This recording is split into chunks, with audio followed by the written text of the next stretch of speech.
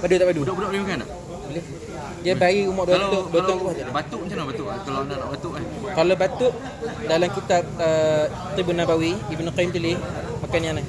Yang ni. Aku semalam tu rasa nak batuk malam. Lemon ke limau ke? Boleh. Hang nak campur dengan lemon ke betul soda ke boleh. Satu sudu ni.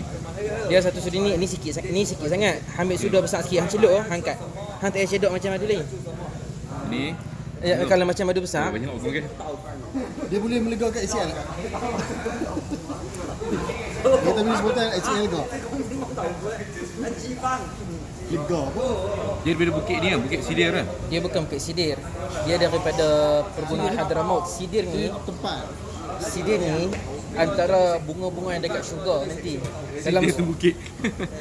Dalam surah Waqi'ah memanglah Hadramaut. Pergunungan Hadramaut.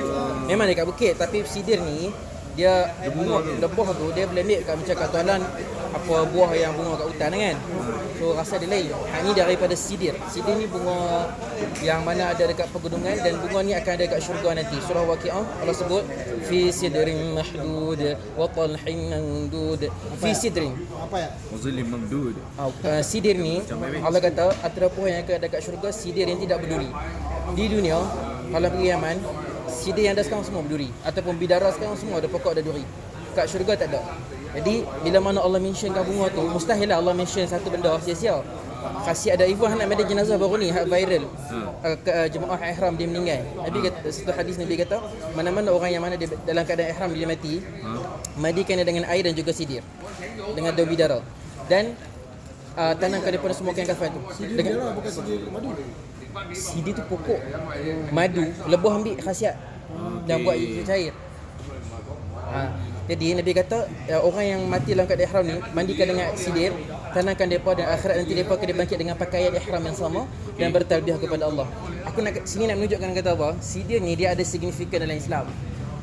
Dia ada peranan dia. Allah boleh mention bunga raya, bunga leher wangi, tapi Allah tak mention sebab apa? Mesti ada sebab dia. Allah tak akan mention benda tu sia-sia dalam Quran. Jadi daripada khasiat dia kita boleh rasa ni dia segi madu. Madu ni Allah memang jamin penawar betul. Kalau ada masalah nak cerita payah tapi member aku cancel lega. TV Hijrah aku punya cameraman yang aku dok pergi tu model lumpuh bagi makan madu Yaman.